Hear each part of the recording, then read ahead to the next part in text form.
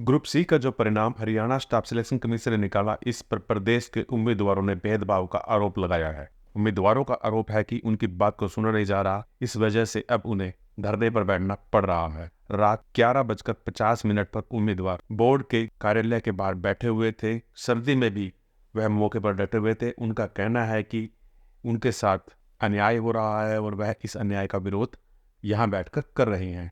सरकारी नौकरियों में अनियमितताओं पर सवाल उठाने वाली सुवेदा ढुल ने बताया कि उम्मीदवारों के साथ कमीशन मनमाना व्यवहार कर रहा है, जो कि गलत है। उन्होंने बताया कि परिणाम निकाला गया तो सभी उम्मीदवारों के डॉक्यूमेंट्स की जांच होनी चाहिए थी। यहाँ उम्मीदवारों ने आरोप लगाया कि उनके नंबर ज़्यादा हैं। जब उन्होंने इसकी कमीशन में शिकायत की तो देखा कि सिस्टम में उनके डॉक्यूमेंट अपलोड ही नहीं है। इस पर उन्होंने ऐतराज़ जताया तो उन्हें सलाह दी गई कि वह प्रार्थना पत्र लिखकर दे जाएं, लेकिन उम्मीदवार इसके लिए तैयार नहीं थे।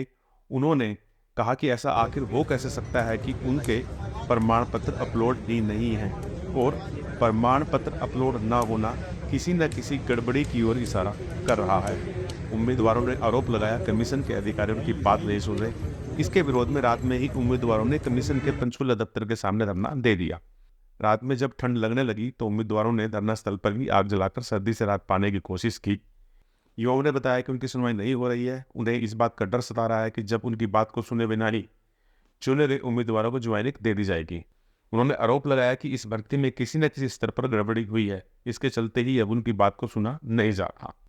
बहरहाल पंचकुला बोर्ड के सामने अब यह उम्मीदवार धरने पर बैठे हुए हैं। इधर सर्दी गहरा रही है। देखना यह है कि क्या सरकार इनकी बात सुनती है या फिर इनको यहाँ से पुलिस उठाकर ले जाती है। हालांकि उम्मीदवारों ने बताया कि वह इस मामले को लेकर संघर्ष करने की पूरी तैयारी कर रहे हैं।